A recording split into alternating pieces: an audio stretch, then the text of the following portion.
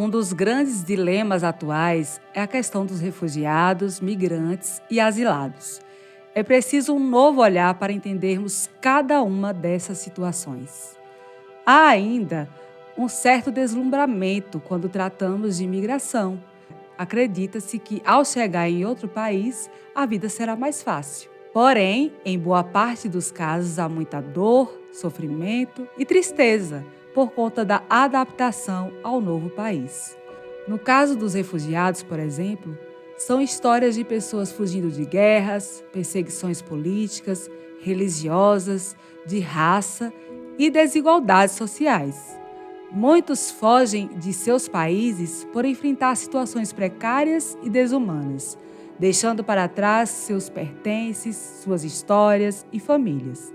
A situação é tão grave que muitos não chegam com vida ao destino final e, quando chegam, sofrem com falta de acolhimento, insegurança, incertezas e pouca noção da língua e cultura locais.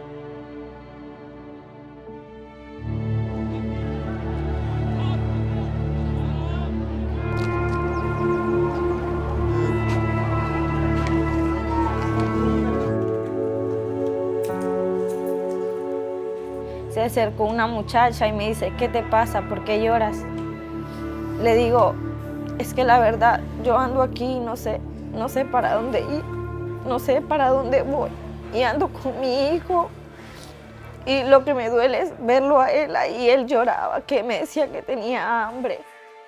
De acordo com dados estatísticos publicados pelo CONARE, Comitê Nacional para os Refugiados, até o final do ano 2020, quase 58 mil pessoas em situação de refúgio foram reconhecidas na República Federativa do Brasil. Em 2020, foram protocoladas quase 30 mil solicitações para ter sua situação regularizada no país, de acordo com o Estatuto dos Refugiados, possibilitando a interatividade desses habitantes em nosso país.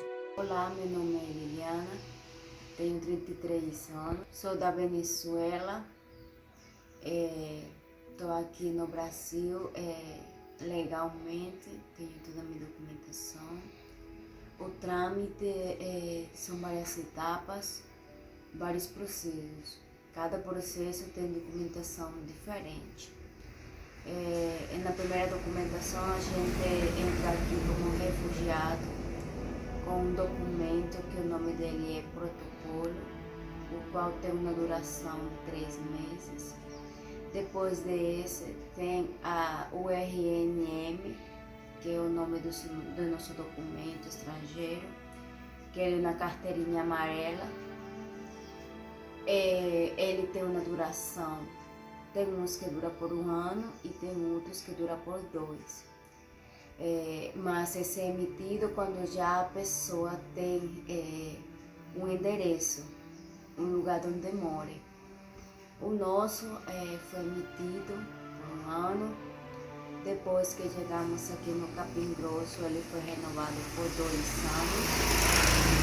Consecutivamente, depois do vencimento de 2 anos, a gente tem que fazer, antes da data do vencimento, 2 meses antes. Aí a gente conseguiu fazer nosso outro documento, o qual é por 9 anos, mas ele já tem o status dele indeterminado. Continuando com a questão dos trâmites, nós temos a opção de renunciar à nossa nacionalidade e ser cidadão brasileiro. Só que também temos a outra opção de ter dupla nacionalidade, o qual a gente pode conseguir depois de ter 4 anos fixos no país sem saída nenhuma, para optar pela naturalidade. Depois de nós conseguir optar pela naturalidade, vamos conseguir fazer a solicitude do nosso passaporte estrangeiro como residente brasileiro. Esse aqui é um país maravilhoso. As leis se cumprem e tem algo que nós não temos, é liberdade de expressão, direito à comida, direito a um teto, direito a ser feliz. Estamos muito agradecidos por todo o que tem feito por nós. Além de que a gente está completamente legal nesse país. Coisas que é muito complicado encontrar em outros países. Obrigada. Meu nome é Omar Solebi, tenho 39 anos. Prosper Dzinganga, né? Sou natural da República Democrática do Congo. Meu nome é Uchin, tenho 26 anos. A gente chegou na hora que você sai de casa, você não sabe se você vai voltar ou não. A única coisa que me deu a força para sair de lá é minha filha. Caiu uma bomba no prédio, ao lado do nosso prédio, 3 horas da manhã. Ela estava com quase 2 anos. Ela ficou assim, acordou como doida. Eu falei para minha esposa, vamos deixar tudo aqui, vamos sair. Não adianta que a gente vai continuar aqui. Eu nasci num país, num regime de ditadura, que não podia se falar nada, não existe quase a liberdade de expressão. Eu tive que deixar por esse motivo de perseguição política, minhas opiniões eram contrárias ao governo e que não tinha opção. Essa história começou em 2013. Eu tenho meu irmão que faleceu. Ele teve problemas com políticos do meu país. Ele é chamado chairman, esqueci como chamar. Tipo, não é vereador, é superior que vereador, né? Aí, meu irmão teve problema com ele. Uma noite, ele foi atrás do meu irmão e ele mandou esses vagabundos pra ir atrás dele e bater nele. Quando eu fui lá, meu irmão tava sangrando, essas coisas. E eu fui na polícia. Só que, como ele é vereador do local, as polícias, todas informações chegam nele. Aí ele foi falar que eu tô tentando terminar ou destruir a carreira política dele. Quando você tem poder, você tem tudo. Aí ele mandou esses vagabundos para vir atrás de mim.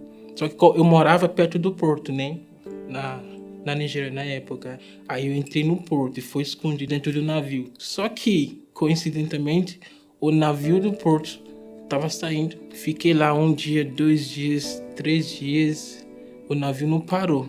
Tentei de viajar para a Europa, perdi $15.000 com um traficante.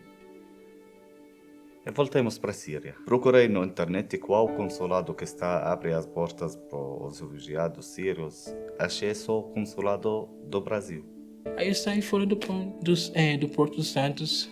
Eu comecei a me virar. Mas a primeira coisa que eu vi que pessoas simpatizam muito comigo e pessoas me acolhem muito. O que eu pensei que o povo brasileiro é igual, desculpa de falar, igual o povo europeano.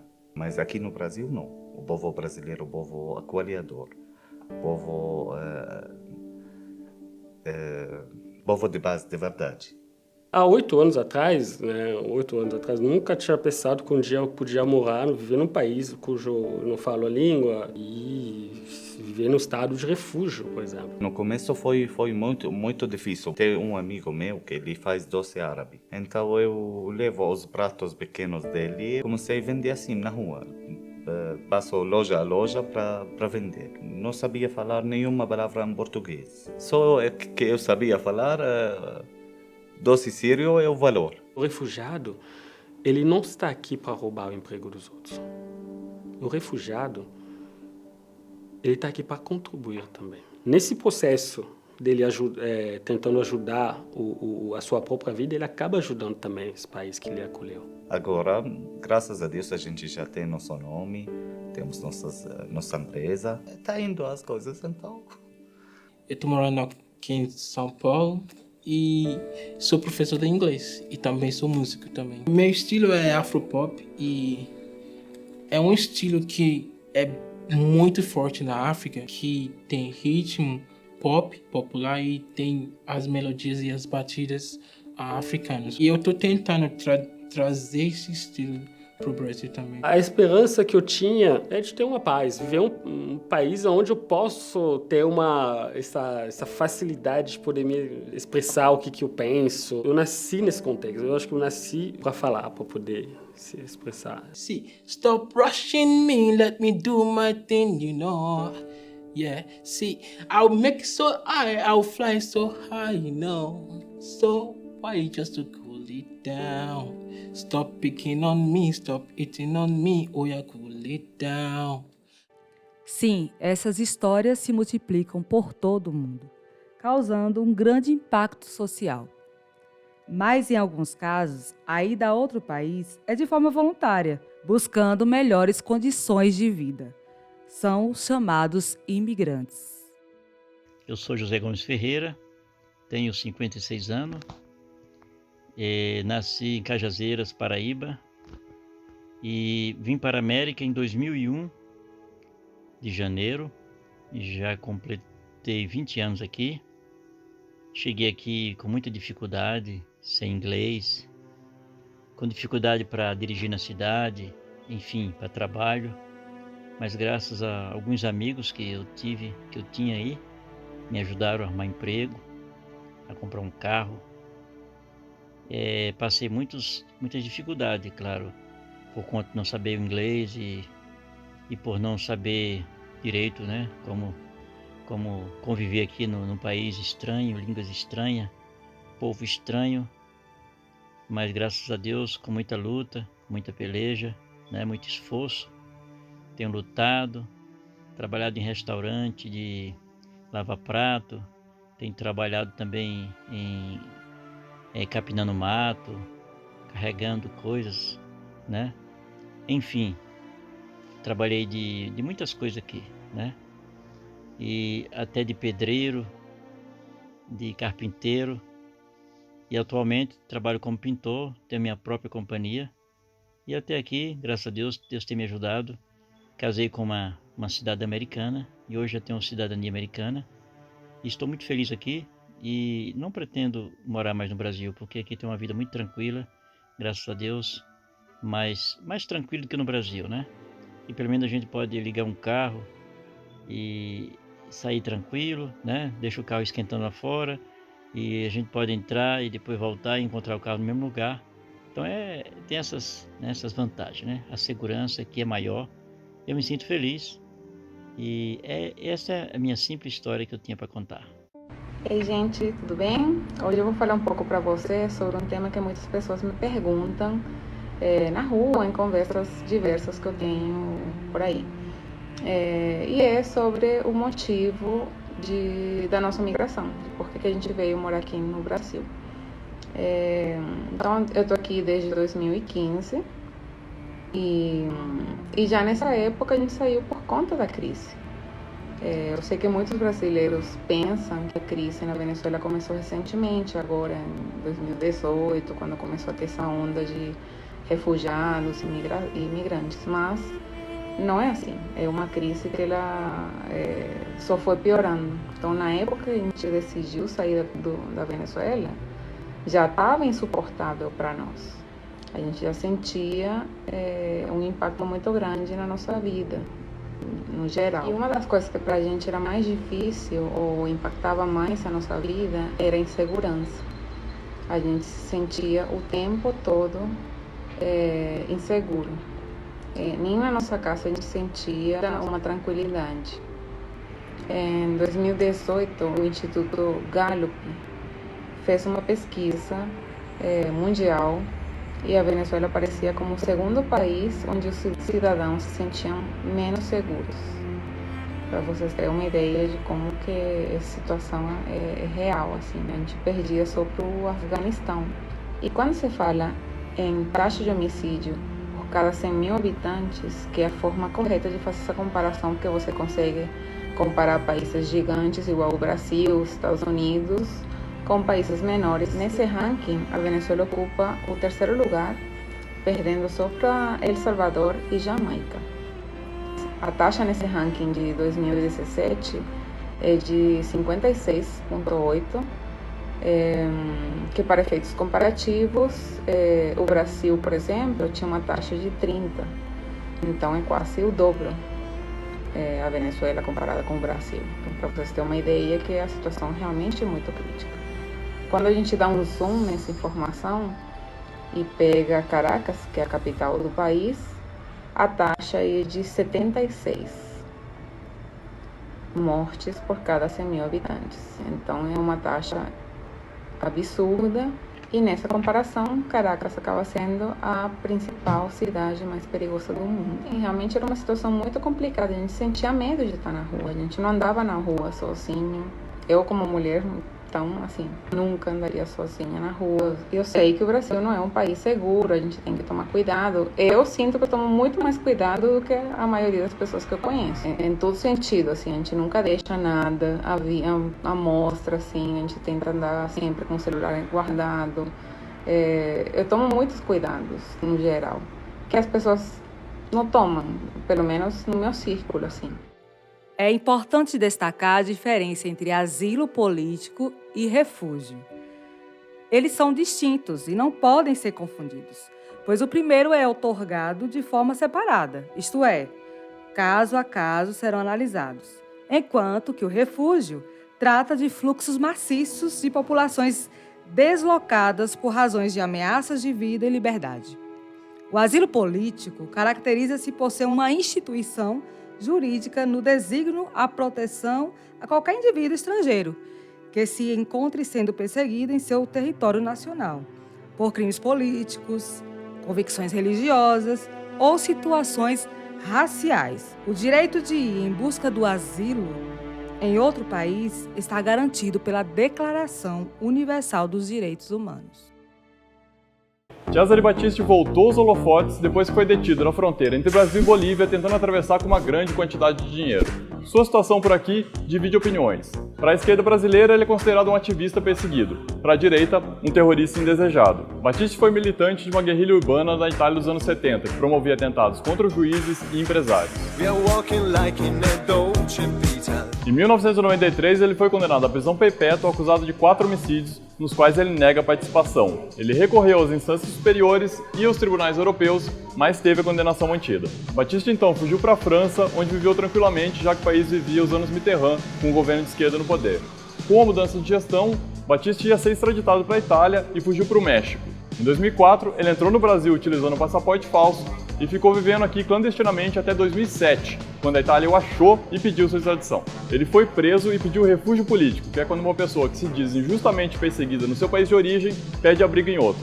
O Brasil titubeou muito, mas em 2009 concedeu o status para Battisti. A Itália recorreu, pediu a derrubada do refúgio e sua extradição para que ele cumpra a pena lá. O Supremo votou pela manutenção do refúgio, mas aprovou sua extradição. Como o placar foi apertado, 5-4, ficou decidido que a palavra final sobre o caso seria do presidente Lula. No último dia do seu segundo mandato, Lula negou a extradição de Battisti. Até aí, tudo ia bem. Battisti vivia uma vida pacata entre o interior e o litoral de São Paulo, onde tem um filho pequeno e torce pelo Corinthians. Mas a imprensa revelou um pedido sigiloso do governo italiano à gestão Temer para extraditá-lo. Esse pedido já teria recebido o aval do Ministério da Justiça e das Relações Exteriores, faltando apenas a chancela do presidente. Foi depois da divulgação dessa notícia que Battisti foi preso na fronteira. Ele nega a fuga e diz que estava indo apenas pescar com os amigos no Pantanal.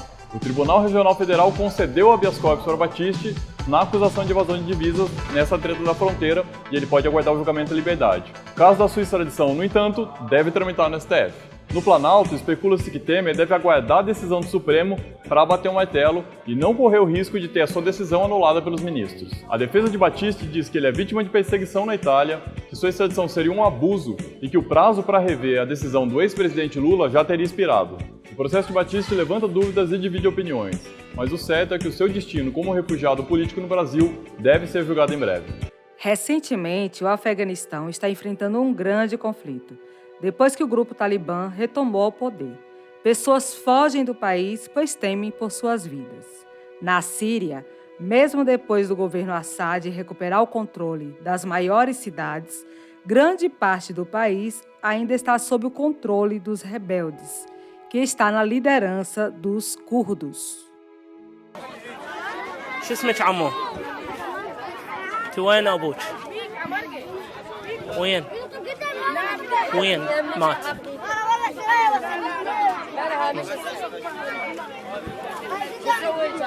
شنو متريقة متغدية متعشية؟ احكي.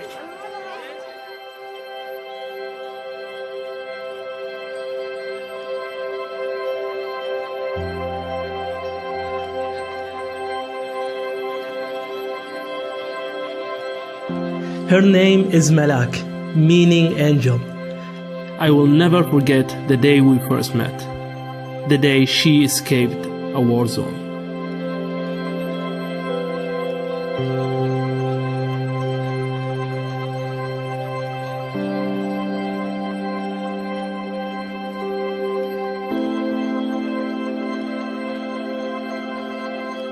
People ask how I felt meeting children who had suffered like that.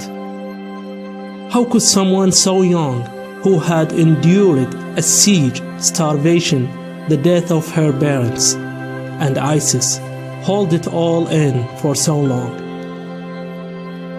I look at her and I see my daughter. Malak broke my heart. Em 14 de dezembro de 1950, foi fundada a Acnur, a Agência das Nações Unidas para os Refugiados, e desde então tem ajudado milhares de refugiados e apátridas. A importância de sua atuação é garantir que os países compreendam e respeitem suas obrigações quanto à proteção adequada de refugiados e solicitantes de refúgio, já que o Acnur não substitui a proteção que deve ser oferecida pelas autoridades nacionais.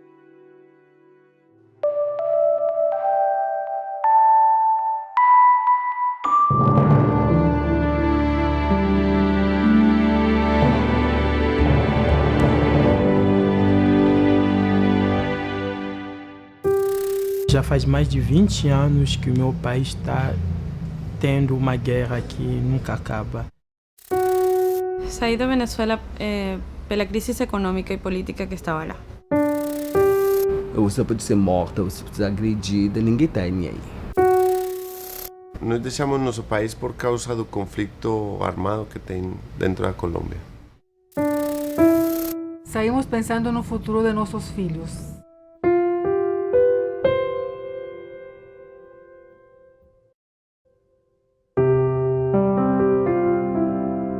Essas pessoas são como eu e você. Têm sonhos, planos, amizades e amores. Vivem dramas, contam suas perdas e pedem ajuda. Suas histórias se entrelaçam com outras, de luta, de esperança, de resistência, de solidariedade e de busca por um novo lar. Capítulos de uma história que começou há 70 anos. 1950. A Segunda Guerra terminou há 5 anos, mas milhares de pessoas que perderam suas casas ou foram perseguidas vagam pela Europa em busca de ajuda. É preciso encontrar uma resposta para esse desafio. Surge o Acnur, a Agência da ONU para Refugiados, uma organização multilateral criada pela Assembleia Geral das Nações Unidas com a principal missão de salvar vidas. Em 1951, a ONU adota a Convenção sobre Refugiados, fortalecendo o mandato e a missão do Acnur. As operações começam neste mesmo ano e logo depois, já em 1954, o Acnur recebe o Prêmio Nobel da Paz pelo trabalho humanitário de aliviar o sofrimento e ajudar inúmeras pessoas refugiadas e deslocadas na Europa. Poderia ser o marco definitivo para um projeto previsto para durar apenas 3 anos. Mas o mundo, dividido pela Guerra Fria, assiste a novos conflitos. 200.000 pessoas abandonam a Hungria após a invasão da então União Soviética em 1956. O Acnur responde imediatamente financiando projetos habitacionais na Áustria e fazendo o reassentamento de milhares de húngaros em outros países. Os anos 1960 trazem mais desafios. Na África, a luta por independência desloca grandes populações em todo o continente. As missões de ajuda humanitária do Acnur se multiplicam. Em 1967, um marco histórico. As Nações Unidas aprovam um protocolo para a Convenção de 1951, reconhecendo sua universalidade. Isso amplia as ações do Acnur e a proteção de pessoas refugiadas para além das fronteiras da Europa e das vítimas da Segunda Guerra Mundial. No início da década seguinte, o Acnur intensifica esforços para atender a cerca de 1 milhão de refugiados espalhados em 25 países da África. Na Ásia, a agência age rápido para socorrer 10 milhões de bengalis que fogem para a Índia, no maior deslocamento de refugiados do século XX. A operação é um sucesso. Em 1981, o Acnur recebe o segundo Prêmio Nobel da Paz pelos esforços realizados na repatriação de refugiados na Ásia, África e América Latina. Mas não há tempo para comemorações, porque os conflitos se espalham pelo planeta e a ajuda precisa chegar logo. E chega. Na América Central, é para vítimas da violência de regimes totalitários. As perseguições levam quase 1 milhão de pessoas a abandonar suas casas. Em 1984, com a articulação do Acnur, 10 países da região assinam a Declaração de Cartagena, que expande a definição de refugiado, incluindo aí graves e generalizadas violações aos direitos humanos. O espírito de Cartagena vai estar presente em várias ações nas próximas décadas. Na Ásia, 6 milhões de mulheres, homens e crianças fogem do Afeganistão, precisam de atendimento e um sopro de esperança. A guerra civil em Moçambique expulsa quase 1,5 milhão de pessoas do país africano. O Acordo de Paz, em 1992, permite ao Acnur realizar a maior operação de repatriamento da história do continente. Um brasileiro se destaca nesse trabalho. Sérgio Vieira de Mello. Com apenas 28 anos, já tinha se tornado um dos mais brilhantes representantes do Acnur em operações de campo. Never forget the real challenges and the real rewards of serving the United Nations are out there in the field, where people are suffering, where people need you. Nos anos 1990, além de prestar assistência aos refugiados, repatriados e apátridas, o Acnur se preocupa com pessoas ameaçadas pelos conflitos étnicos, como na antiga Iugoslávia. A violência causa o êxodo de 3 milhões de pessoas na Europa. Os relatos são dramáticos. And we were all convinced that one side or the other was going to come and kill us in the night. And I spent half the night praying that I would stay alive and the other half praying that I would suffer a quick death. A agência cria também políticas de proteção às mulheres para atender às suas necessidades específicas. Na Ásia, outra missão.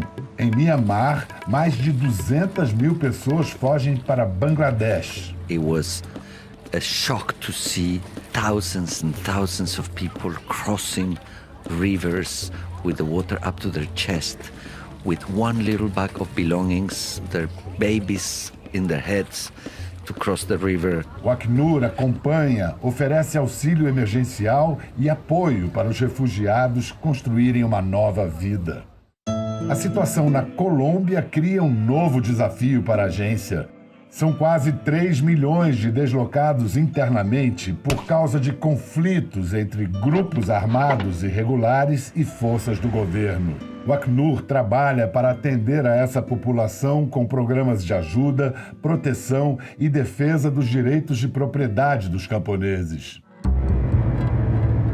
Um novo século e o número de refugiados e apátridas aumenta muito. Campos organizados pelo Acnur recebem milhares de pessoas na África e na Ásia. Lá, elas têm segurança e podem começar a pensar num futuro diferente. Mas os deslocamentos não param. No mar Mediterrâneo, mulheres, homens e crianças arriscam a vida em busca de uma chance. A guerra civil na Síria provoca um êxodo em massa e vira o retrato trágico deste século. É o país de origem com o maior número de pessoas refugiadas no mundo, cerca de 5 milhões e 500 mil. Uma missão gigantesca para o Acnur. What I'm seeing in Syria somehow is the situation that is not getting to any kind of peace there. Those Syrians that have gone through this may have to go through more pain and more suffering. And these thoughts make me angry, make me sad, because at the end of the day, I see people dying. A crise na Venezuela, a situação na Colômbia e as milhares de pessoas que são forçadas a deixar suas casas em Honduras, Guatemala e El Salvador por causa da violência são os novos focos de trabalho do Acnur nas Américas. No Brasil, as operações do Acnur começam em 1982, no Rio de Janeiro. Mas o país já era sensível a essa questão havia algumas décadas. Ainda nos anos 1960, o Brasil recebe 500 russos que vieram da China numa operação de reassentamento. Também nos anos 60, o país é o primeiro da América do Sul a ratificar a Convenção da ONU sobre Refugiados. Após um curto período sob a gestão do Escritório Regional para o Cone Sul, o Acnur volta a reabrir sua sede no Brasil com um escritório central em Brasília, intensificando as ações no país. 3 anos depois, um escritório de campo é aberto em Manaus, no Amazonas, para dar atendimento mais direto às pessoas refugiadas da Colômbia que chegam ao Brasil pela região norte do país. Na missão de oferecer mais chances de trabalho, reforçar a proteção e promover a integração da população refugiada, o Acnur abre uma unidade em São Paulo. Os desafios aumentam na região norte, com a chegada de refugiados e imigrantes da Venezuela. Para reforçar a resposta humanitária e a proteção das pessoas mais vulneráveis, o Acnur expande sua operação para Boa Vista e Pacaraima, em Roraima, e Belém, no Pará. Atualmente, o Brasil possui uma população refugiada bastante diversificada.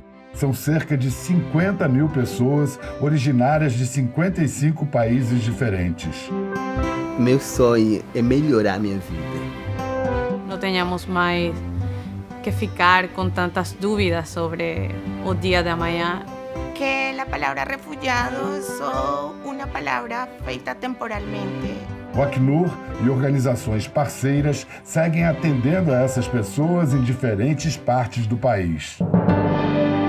Os tempos mudam, mas a missão do Acnur continua. Eram 34 funcionários em 1951, agora são mais de 17 mil. Uma equipe incansável na atenção e na proteção de quem foi forçado a deixar tudo para trás por causa de guerras, conflitos e perseguições. O Acnur atua em 130 países, em zonas de conflito e em centros de acolhimento, oferecendo abrigo, serviços básicos e oportunidades de uma vida mais digna para pessoas refugiadas e apátridas. No mundo atual, cerca de 80 milhões de pessoas foram forçadas a se deslocar e precisam recomeçar suas vidas. O ponto final dessa história ainda está longe. Mas muitos capítulos de sucesso, esperança e resiliência ainda serão escritos.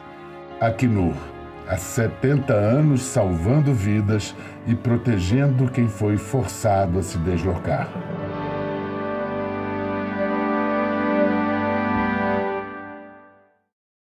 Devemos fazer a nossa parte, ajudando os nossos irmãos. Pois esse é um direito meu. É um direito seu. Um direito nosso.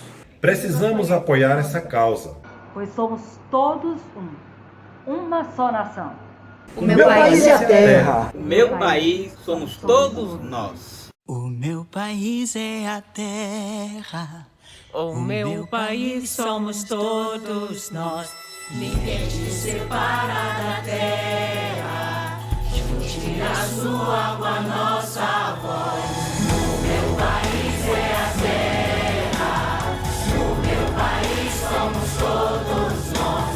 Ninguém te separa da terra.